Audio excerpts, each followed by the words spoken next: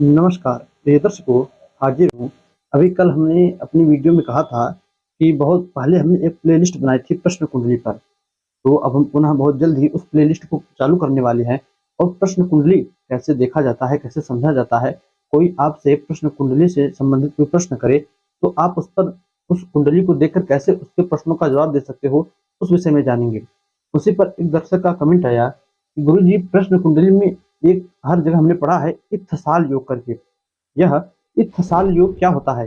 कहाँ-कहाँ पर इसे यूज़ किया जाता है और क्या सिर्फ़ प्रश्न कुंडली पर ही उसे देखा जाता है?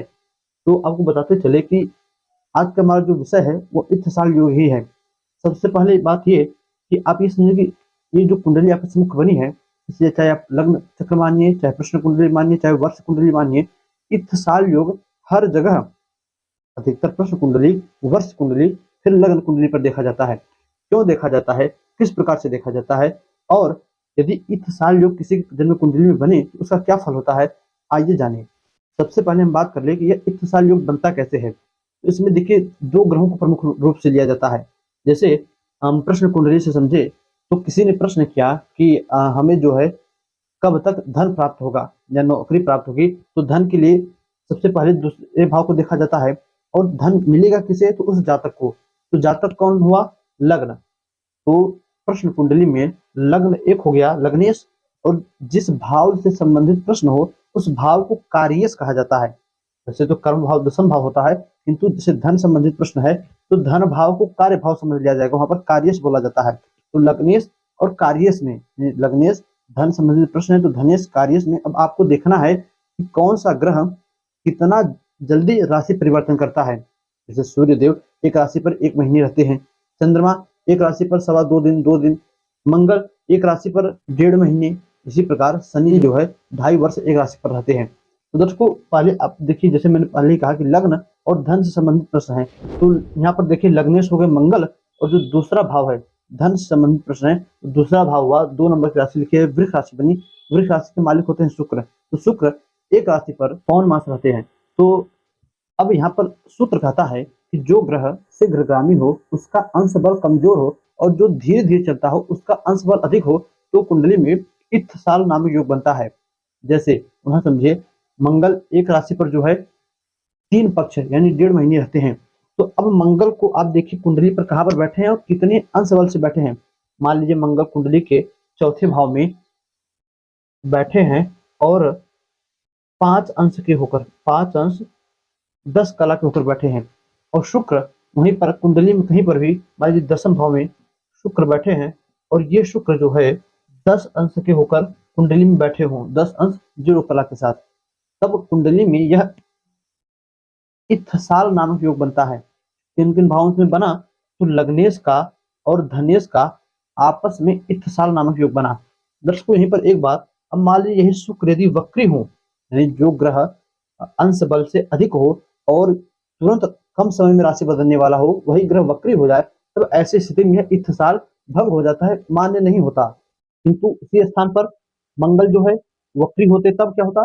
तब भी यह इत्थसाल बनता, क्योंकि मंगल जो है थोड़े लेट से अपनी राशि, मंगल जो है शुक्र के मुकाबले कुछ दिन अधिक एक राशि पर समय व्यतीत करते हैं। अब मान लीजिए कर्म भाव से संबंधित किसी पर इत्थसाल बने, जैसे मान लीजिए यहाँ पर मंगल को छोड़िए, किसी ने पूछा कि मेरे ऊपर बहुत सारा कर्ज लदा है, वह कर्ज कब तक उतरेगा? अभी मैं प्रश्न कुंडली से बात कर रहा हूँ, तो किसी ने पूछा कि मेरे ऊपर बहुत कर्ज लदा है, क्या इस वर्ष मेरा वह कर्ज उतर जाएगा?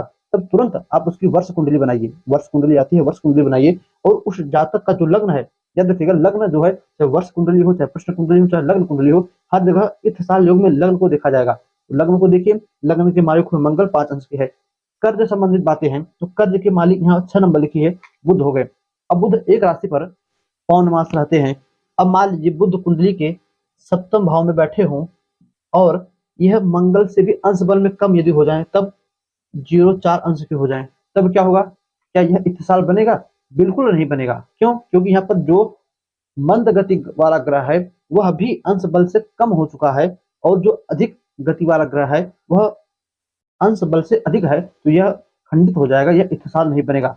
यहीं पर यह मंगल यदि 14 अंश के बुध 14 अंश के हो जाए, तब यह इत्तेसाल योग बनेगा।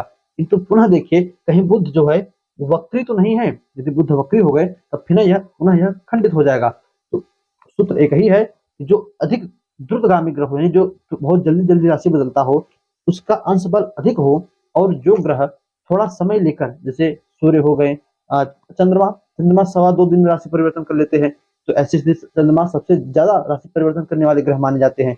तो आप इसको देखकर जो बहुत जल्दी-जल्दी राशि बदलता हो, परंतु यह याद कर लीजिए कौन-सा ग्रह एक राशि पर कितने वर्ष में तक रहता है। फिर शीघ्रगामी ग्रह हो, यानी जो जल्दी-जल्दी राशि बदलता हो, उसका अंश बल ज़्यादा हो, और जो मंद गति वाला ग्रह हो, जो बहुत लेट से राशि बदलता है, उसका अंश बल थोड़ा हो। यहाँ पर मंगल लेट से राशि बदलते हैं, इनका अंश बल थोड़ा है। बुध जल्दी राशि बदलते हैं, कुछ समय पहले 10-15 दिन पहले ही राशि बदल लेते हैं, इनका अंश बल ज़्यादा हुआ, किंतु वह ग्रह वक्री ना हो, तब जो है कुंडली में इत्थसान नामक योग बनता है। दर्शकों, ज़्यादातर जैसे मैंने कहा प्रश्न कुंडली में और वर्ष कुंडली में इस योग को देखा जाता है। तो प्रश्न कुंडली तो समझा दिया मैंने, वर्ष कुंडली में कैसे देखेंगे? जैसा कि मैंने अभी कहा कि जातक का प्रश्न है कि क्या इस वर्ष मेरा जो है कर्ज उतरेगा? तो यदि इस प्रकार से लग्नेश जो है कुंडली के षष्ठम भाव में जाकर बैठे हों, या छठे भाव के स्वामी से इस प्रकार इत्थसाल नामक योग बनाए, और आप उस जातक से कह सकते हो जी बिल्कुल इसी वर्ष आपका कर्ज उतर जाएगा। अब कर्ज को छोड़कर पुत्र संतति या किसी भी प्रकार की संतति, विवाह से संबंधित प्रश्न, क्या मेरा इस वर्ष विवाह होगा? तब देखिए कुंडली में यदि विवाह के मालिक से सप्तमेश से लग्न का सप्तमेश से इत्थसाल योग बने, इसी साल विवाह होगा। कर्म से कि मुझे क्या नौकरी इस वर्ष मिलेगी, तो लग्नेश का कर्म से जो है इत्थसाल नामक योग बन जाए, जी हाँ, आप कह सकते हो इसी वर्ष आपको नौकरी अवश्य मिलेगी।